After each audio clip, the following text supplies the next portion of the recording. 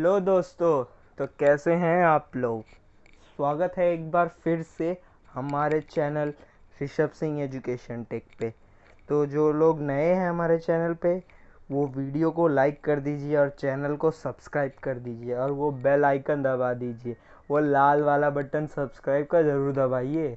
तो शुरू करते हैं हम अपना आज का वीडियो। और आज का वीडियो हमारा रिप्रोडक्टिव सिस्टम का थर्ड लेक्चर होगा और फाइनल लेक्चर होगा। आज मैं डेवलपमेंट ऑफ बेबी के बारे में बात करूँगा। How the development of embryo starts, मतलब एम्ब्रियो का डेवलपमेंट फर्टिलाइजेशन के बाद कैसे स्टार्ट होता है वो मैं बताऊँगा। ठीक है, तो मैं लिख देता हूँ development of embryo. Zygote embryo का कैसे डेवलपमेंट होता है, कैसे कन्वर्जन होता है, क्या एम्ब्रियोनिक स्टेजेस होते हैं, उसके बारे में। उससे पहले हमने पिछली बार मेंस्ट्रुएशन के बारे में बात की थी। तो मेंस्ट्रुएशन का मैंने आपको सब कुछ बता दिया था, बस डीप में आपको मेंस्ट्रुएशन बताना बाकी था। तो आप ये चार्ट देखिए। ठीक है, अब आप ये चार्ट में आप ये फर्स्ट ऑप्शन देख सकते हैं। तो ये फर्स्ट ऑप्शन में हमारा ओवेरियन साइकिल में दिख रहा है, मतलब हमने ओवरी में ये जो फर्स्ट साइकिल जो आपको दिख रही है, फर्स्ट वाली रेड वाली, ये हमारा ओवरी के अंदर चालू है। तो जैसे दिख रहा है डेज ऑफ मेंस्ट्रुएशन कैसे होते हैं, तो मैंने जैसे बताया था पिछली बार ये 28 डेज़ का होता है। तो इसमें आपको दिख रहा है पहले कुछ 5 डेज़ में आपका ग्रेफियन फॉलिकल ग्रो कर रहा है। उसके बाद इसको हम फॉलिकुलर फेज बोलते हैं। पहले मेंसेस लिखा है वहाँ पे, मेंसेस मतलब कि मेंस्ट्रुएशन, या हम लोग उसे फर्स्ट 5 डेज़ को ब्लीडिंग फेज भी बोलते हैं। उसके बाद का जो फेज़ आता है उसको हम फॉलिकुलर फेज बोलते हैं। उसमें क्या होता है, हमारा फॉलिक्यूल का डेवलपमेंट होता है। यहाँ पे पहले ही दिखा दिया है, बट ये फर्स्ट 5 डेज़ में मेंस्ट्रुएशन होता है, मतलब ब्लीडिंग होता है।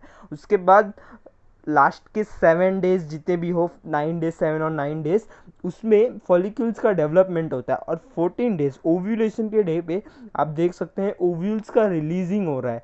और उसके बाद हमारा जो डेज आता है 14 से 28 डे, उसमें ल्यूटियल फेज आ जाता है। ल्यूटियल फेज में कॉर्पस ल्यूटियम बनता है, उसके बाद कॉर्पस एल्बिकन बन रहा है, जो आप देख सकते हैं अगर फर्टिलाइजेशन नहीं हुआ, और उसके बाद वो डैमेज हो जाता है।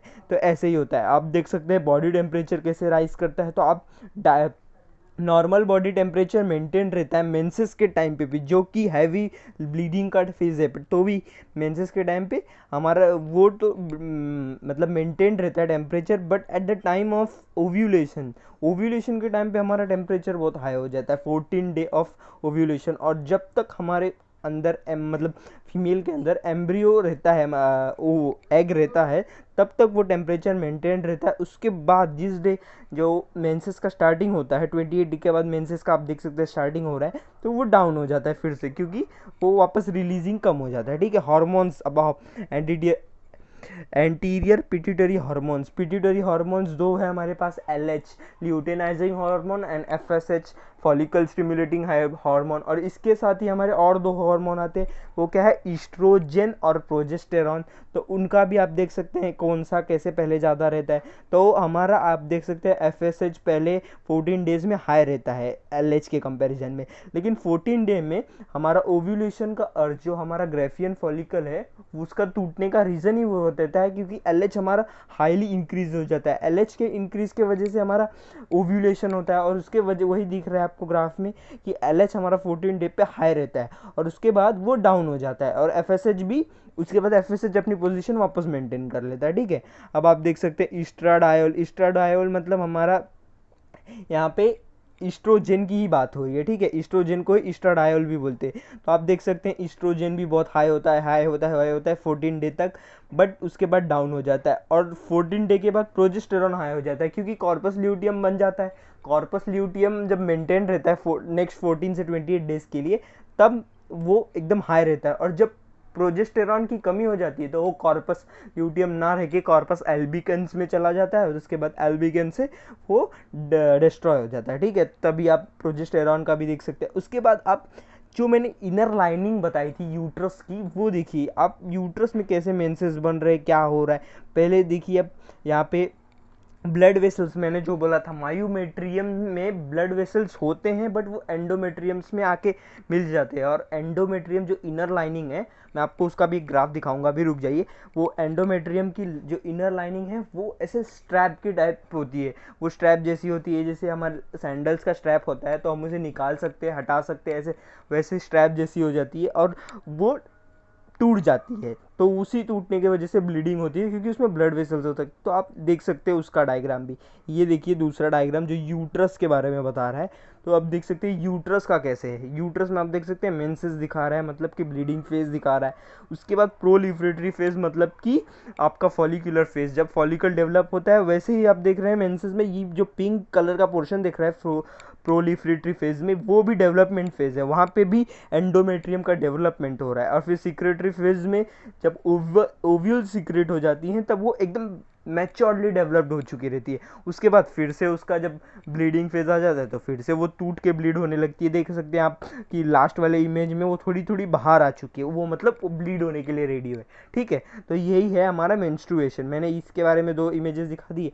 अब मेरा आज का टॉपिक है डेवलपमेंट ऑफ बेबी। ठीक है, तो डेवलपमेंट ऑफ बेबी के बारे में बताता हूँ। तो मैं वो डायग्राम बना लेता हूँ 1 मिनट, फिर उसके बाद मैं दिखाता हूँ।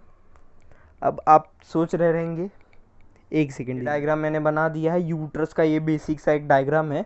अब मान लीजिए हमारा ओव्यूलेशन आ गया है, हो गया है, ठीक है। ओवम रिलीज हो चुका है, एग रिलीज हो चुका है, और वहाँ यहाँ पहुँचा है। आपको पता है ओवम कहाँ रुका रहता है? ओवम हमारा, एग हमारा जो है वो हमारा एम्प्यूलरी इस्थमस जंक्शन में वेट करता रहता है। ठीक है, वो इसके यहाँ नहीं आके वेट करता, वो यहीं वेट करता है एम्प्यूलरी इस्थमस जंक्शन में। अब मान लीजिए at the same time intercourse have occurred, मतलब ठीक है, तो हमारा इंटरकोर्स अकर हुआ है, तो ठीक है, तो मान लीजिए स्पर्म की एंट्री हो जाती है, स्पर्म हमारे यूट्रस में पहुंच जाता है। ठीक है, तो मैं दिखा देता हूँ। जैसे अभी इधर तो एक दो स्पर्म तो होंगे नहीं, इधर 200 से 3 मिलियन हेल्दी स्पर्म्स रिलीज होते हैं। ठीक है, तो मैं ऐसे ही 2-3 स्पर्म्स दिखा देता हूँ, वो अब रिलीज हुए हैं। अब ये सब के सब को अभी देखिए, अब 200 से 300 मिलियन, सॉरी 2 मिलियन नहीं, 200 से 300 मिलियन स्पर्म्स रिलीज हुए।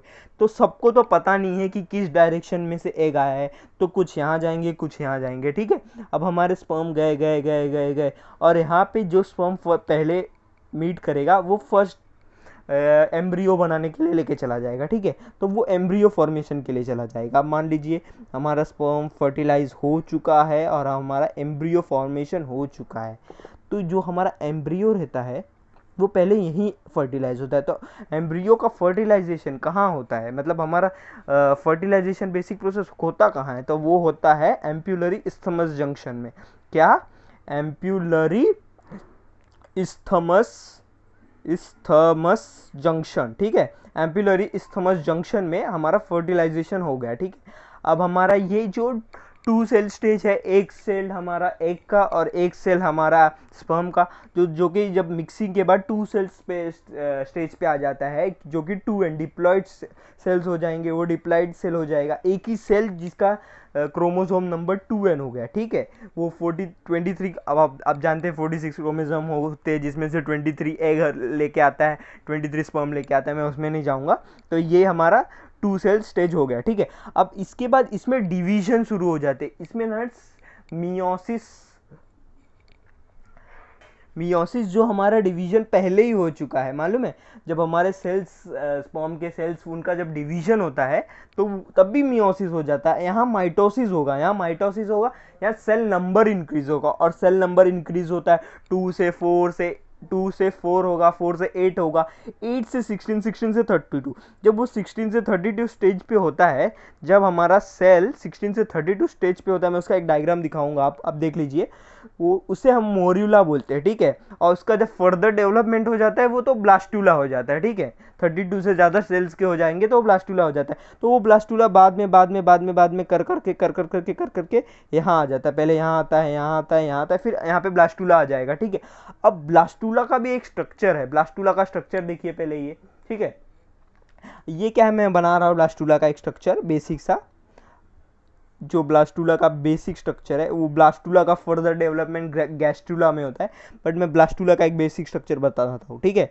तो यहाँ पे कुछ अंदर सेल्स का मास होता है, तो इसे हम क्या बोलते हैं, इनर मास सेल्स। क्या बोलते हैं, इनर मास सेल्स। और इनका फंक्शन सेम स्टेम सेल्स जैसी होती है, ये स्टेम सेल्स हो जाते हैं हमारे लिए।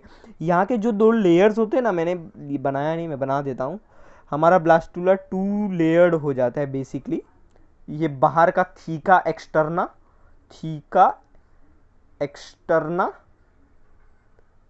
और अंदर का थीका इंटरना, ठीक है। अंदर का हमारा हो जाता है थीका इंटरना। और ये जो हमारे सेल्स है, इन्हें क्या बोलते हैं हम, इनर मास सेल्स। मैंने शॉर्ट फॉर्म में लिख दिया। ये क्या है, हमारा ब्लास्टूला का स्ट्रक्चर है, ब्लास्टूला, ठीक है। और ये जो स्पेस है, इसको क्या बोलते हैं, ट्रोफोब्लास्ट। क्या बोलते हैं, ट्रोफोब्लास्ट, ठीक है। ये ट्रोफोब्लास्ट हो जाता है। ये ऐसा ब्लास्टूला का स्ट्रक्चर है। आपने स्ट्रक्चर भी देख लिया ब्लास्टूला का। तो यहाँ पे कुछ ब्लास्टूला का फॉर्मेशन हो जाता है, और इसके बाद आप लोग को लगता रहेगा ये ब्लास्टूला यहाँ अटैच होता है या यहाँ अटैच होता है, पर नहीं, ये ब्लास्टूला का अटैचमेंट यहाँ होता है। ये अपर का जो हमारा यूट्रस का जो अपर पार्ट है, यहाँ पे हमारा ब्लास्टूला जाके अटैच हो जाता है। मतलब कि कुछ डेज के बाद हमारा ब्लास्टूला का अटैचमेंट कुछ ऐसे ही यहाँ पे हो जाता है, ठीक है। ये अटैच हो जाता है, ये वॉल्स यहाँ की ना पूरी तरह से ना, इसको मतलब ये ना, एक मिनट देखिए मैं दिखा देता हूँ। ये जो यहाँ की साइड की ये पूरी वॉल्स थी, ये क्या करती हैं, इनका फंक्शन क्या होता है, ये ऐसे ऐसे ऐसे आके पूरा इसको ना अपने अंदर एनगल्फ कर लेता है, मतलब पूरी तरह से इसको अपने आप में ढक लेता है। ऐसे ऐसे इसके ऊपर के लेयर्स फॉर्म हो जाते हैं यहाँ पे, ठीक है। ऐसे ऐसे लेयर्स फॉर्म हो जाते हैं, और वो पूरी तरह से एनगल्फ कर लेता है एम्ब्रियो को, ठीक है। एम्ब्रियो को एनगल्फ किया उसने, उसके बाद बहुत से फंक्शनल चीज़ें, अब जानते हैं कि प्रोजेस्टेरॉन जो हमारा रिलीज़ होता है हमारे कॉर्पस ल्यूटियम से, वो 3 मंथ्स तक ही रिलीज़ हो सकता है, उसके बाद बंद हो जाता है। तो उसके बाद प्रोजेस्टेरॉन कहाँ से रिलीज़ होगा, उसके बाद तो प्रेगनेंसी मेंटेन नहीं करनी है, मतलब प्रेगनेंसी नॉन प्रेग्नेंट स्टेज में रहना है, तो फिर प्रेगनेंसी मेंटेन करने के लिए कहाँ से हार्मोन आएगा। तो और फिर और कि जैसे अब डेवलपिंग एम्ब्रियो है, तो उसको न्यूट्रिएंट्स कहाँ से सप्लाई होंगे, उसको बाकी की चीज़ें कहाँ से सप्लाई होगी जो उसको यूज़फुल है, तो उसके लिए आता है ब्लास्टोसिस्ट। मान लीजिए कोई बेबी है, मैं दिखा रहा हूँ ऐसे शॉर्ट फॉर्म में। मान लीजिए कोई बेबी है, तो यहाँ से वो जो अम्बिलिकल कॉर्ड होता है, यहाँ से अम्बिलिकल कॉर्ड उससे कनेक्टेड होता है बेबी से, बेबी के यहाँ पे जो नाभि, जिसे हम नाभि कहते हैं हिंदी में, उससे कनेक्टेड होता है। और ये हमारा प्लासेंटा है, इसका फंक्शन है हमारे बेबी का रेस्पिरेशन, एक्सक्रीशन, बाकी के सारे चीज़ें इसका फंक्शन है, और वो यहाँ पे फॉर्मेशन हो जाती है। तो कुछ बेबी का स्ट्रक्चर ऐसा हो जाता है, बेबी ऐसे आ जाता है, इसका ऐसे हो जाता है, ये यहाँ पे समझ लीजिए, मान लीजिए कोई बेबी है, और यहाँ से अम्बिलिकल कॉर्ड का स्ट्रक्चर, और ये उससे मिल गया जाके, ऐसा कुछ स्ट्रक्चर बना देता है। ये स्ट्रक्चर देखिए ना आप, मेरे ड्राइंग थोड़ी भी वैसे भी फालतू है, तो ये स्ट्रक्चर देख रहे हैं, तो इसमें देखिए प्लासेंटा एकदम ऊपर है, और ये इसके बाद आप देख सकते हैं बेबी से अम्बिलिकल कॉर्ड कनेक्टेड है, और फीटस जो लिखा है उसे हम बेबी को ही बोलते हैं, ठीक है। आप यूट्रस देख सकते हैं, तो ये अपर लाइनिंग में कनेक्टेड है। और ये प्लासेंटा का फंक्शन, और प्लासेंटा बनता कैसे है, तो प्लासेंटा बनने के लिए, उसके बनने के लिए कोरियन एंड एमनियन लगते हैं, ठीक है, और वो सेल्स होते हैं, ठीक है। और एक बात है, मैंने ये जो इसमें ट्रोफोब्लास्ट बताया ना, वो हम जो थीका एक्सटर्ना और इंटरना है ना, उसको साथ में हम ट्रोफोब्लास्ट बोलते हैं। एक मेरी मिस्टेक हो गई, मैंने ध्यान नहीं दिया। हाँ, इसको जब साथ में बोलोगे ना, इसको कंबाइंड करके बोलोगे, तो इसे ट्रोफोब्लास्ट करते हैं। और ये जो मतलब रिमेनिंग स्पेस है, जो भी कहिए आप, इससे क्या बोलते हैं, ब्लास्टोसील बोलते हैं। क्या बोलते हैं, ब्लास्टोसील, मतलब वैकेंट स्पेस जो होती है ना, उसे बोलते हैं ब्लास्टोसील, ठीक है। एक मिनट, COEL, ठीक है, तो ब्लास्टोसील बोलते हैं, ठीक है। ये वैकेंट स्पेस, और ये इनर सेल में जिसका स्टेम सेल जैसा फंक्शन होता है, ठीक है। तो आप बहुत सारे स्ट्रक्चर देख सकते हैं। प्लासेंटल विलाय जो दिख रहा है प्रेगनेंसी के कंडीशन में, यही होता है प्लासेंटा का फॉर्मेशन करने के लिए, ठीक है। आप अम्बिलिकल कॉर्ड देख सकते हैं, आप एम्ब्रियो देख सकते हैं, ठीक है। तो यही है डेवलपमेंट ऑफ एम्ब्रियो का ऐसे ही डेवलपमेंट होता है। और उसके बाद बेसिकली फर्स्ट मंथ में एम्ब्रियो का हार्ट फॉर्मेशन हो जाता है। तो क्या ये बहुत ही इंपॉर्टेंट पॉइंट है, एम्ब्रियो का हार्ट फॉर्मेशन फर्स्ट मंथ में ही हो जाता है, ठीक है, और उसके बाद उसके बाकी ऑर्गन्स का फॉर्मेशन हो जाता है। तो ऐसे ही एम्ब्रियो फॉर्म होता है। अब जब बेबी का मतलब जब बेबी रिमूव होना चाहता है, मतलब जब 9 मंथ्स हो जाते हैं, जब उसका पार्चुरेशन पीरियड कंप्लीट हो जाता है, जो पीरियड ऑफ प्रेगनेंसी रहता है ना 9 मंथ्स जो बोलते हैं हम लोग ह्यूमंस में, उसे हम पार्चुरेशन क्या कहते हैं क्या, मैं लिख देता हूँ यहाँ पे, पार्चुरेशन। पार्चुरेशन क्या होता है इसका मतलब, period of pregnancy, period of pregnancy, ठीक है, प्रेगनेंसी। और गैस्ट्रुलेशन, गैस्ट्रुलेशन उसे क्या बोलते हैं, गैस्ट्रुलेशन टू रिमूव मतलब जब टू रिमूव फीटस या एम्ब्रियो, फीटस जब बेबी जब रिमूव होने वाली होता है, जब बाहर आना चाहती है, तब उसे बोलते हैं गैस्ट्रुलेशन, ठीक है। अब मान लीजिए ये फीटस बाहर आना चाहता है, तो ये इसका रिफ्लेक्सेस कहाँ से आएगा, पहले तो फीटल इजेक्शन रिफ्लेक्सेस आएंगे। वो कहाँ से आएंगे, एक फीटस से आएगा जो हमारा बेबी है, और एक उसका प्लासेंटा से। तो ये हमारे CNS सेंट्रल नर्वस सिस्टम को ट्रिगर करते हैं, और उसके बाद वो सीधा ब्रेन में मैसेज लेके जाता है। तो ब्रेन से हमारा जो पिट्यूटरी ग्लैंड होता है, उसके सिक्रेशन है एक ऑक्सीटोसिन, एंटीरियर पिट्यूटरी होता है और पोस्टीरियर पिट्यूटरी होता है। वो मैं स्ट्रक्चर में जब पिट्यूटरी ग्लैंड पढ़ाऊंगा तो मैं आपको बताऊंगा, पर मैं अभी ऐसे शॉर्ट में बता रहा हूँ। जो पोस्टीरियर पिट्यूटरी होता है उसके 2 ही सिक्रेशन होते हैं, एक वैसोप्रेसिन होता है जो कि हमारे किडनी के फंक्शन के लिए यूज होता है, और दूसरा ऑक्सीटोसिन। वो ऑक्सीटोसिन यहाँ फंक्शन आता है, ऑक्सीटोसिन का रिलीज हो जाता है। ऑक्सीटोसिन क्या करता है, हमारे ये जो साइड के मसल्स है ना, जो पेरीमेट्रियम, एंडोमेट्रियम, मायोमेट्रियम, इसका ना ह्यूज कॉन्ट्रैक्शन करते हैं, मतलब ये बहुत तेजी से कॉन्ट्रैक्ट करते हैं। अब आपने पढ़ा रहेगा कि पेल्विक गर्डल में प्यूबिक सिम्फाइसिस होता है फीमेल में। क्यों होता है, वो कार्टिलेज प्रेजेंट होता है, ताकि कि जब वो कॉन्ट्रैक्शन हो तो वो कार्टिलेज है ना, अब हड्डी होती या बोन होता तो वो कैसे कॉन्ट्रैक्ट होता, मतलब रिलैक्सेशन कैसे आता, उतना एक्सपांड नहीं हो पाता, इसलिए वो कार्टिलेज होता है। प्यूबिक सिम्फाइसिस कार्टिलेज प्रेजेंस होता है पेल्विक गर्डल में, आपने पढ़ा रहेगा।